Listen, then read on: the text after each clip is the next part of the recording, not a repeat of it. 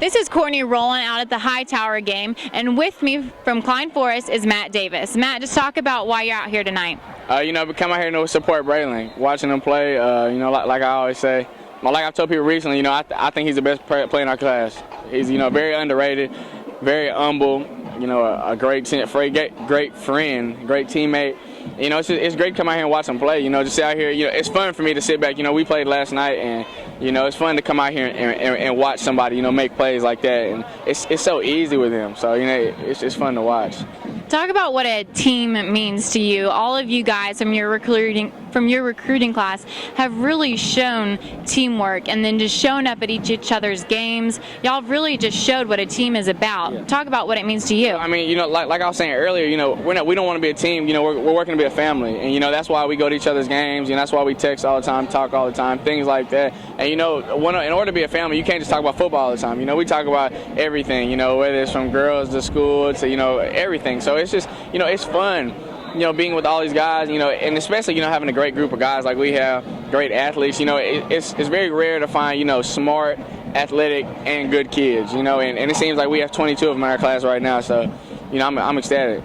I heard you talking with Braylon's dad earlier, talking about the predictions for this game. What's your prediction for the result? Well, it's, like I said, it's 7-14 right now, just started after half. The score is going to be 28 to 24, Hightower win. At least. They're going to put up at least 28 points. And what's your prediction for A&M and SMU on Sunday? Oh, man. I hope we beat them 35-0. That's a good prediction. Yeah, I hope we beat them 35-0. Defense is going to come out there. Tannehill, Cyrus Gray, Christian Michael, Jeff Fuller, Swopes. They're going to put points on the board. That's one thing I believe this year. A&M, we're going to have a very, very explosive offense, a lot of playmakers. And, and hopefully, they'll pass the baton to us when we get there. And you played last night. Talk about your game last night. We won 28-7. It wasn't the best of my performances. There's a lot of mistakes that were there. We watched some film today, a lot of mistakes, overall. But our defense lucked us out of there. They actually stopped them the whole game. They had no touchdowns scored on us. They actually scored on a punt that hit off our lineman's back and went back in the end zone. They recovered it. So our defense did a great job. Offensively, we're going to work and get better next week. And yet you still put points up on the board, and obviously a pretty tough game. I see the bandage on your arm. Talk about how that happened.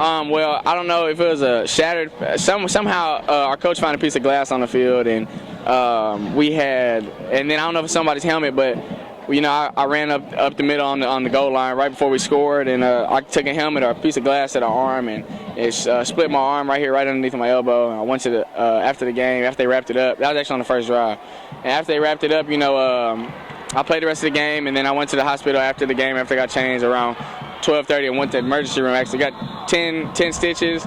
I'm good to go now. They just told me, wrap it up before the practices, before games, and go out there and play.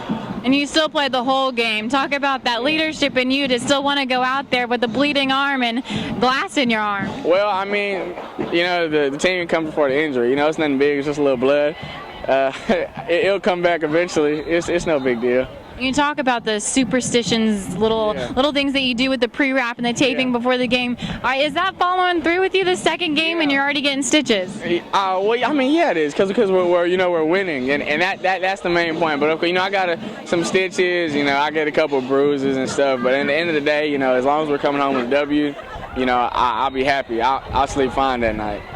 This has been Matt Davis and Courtney Rowland for Rivals.com. Here you go.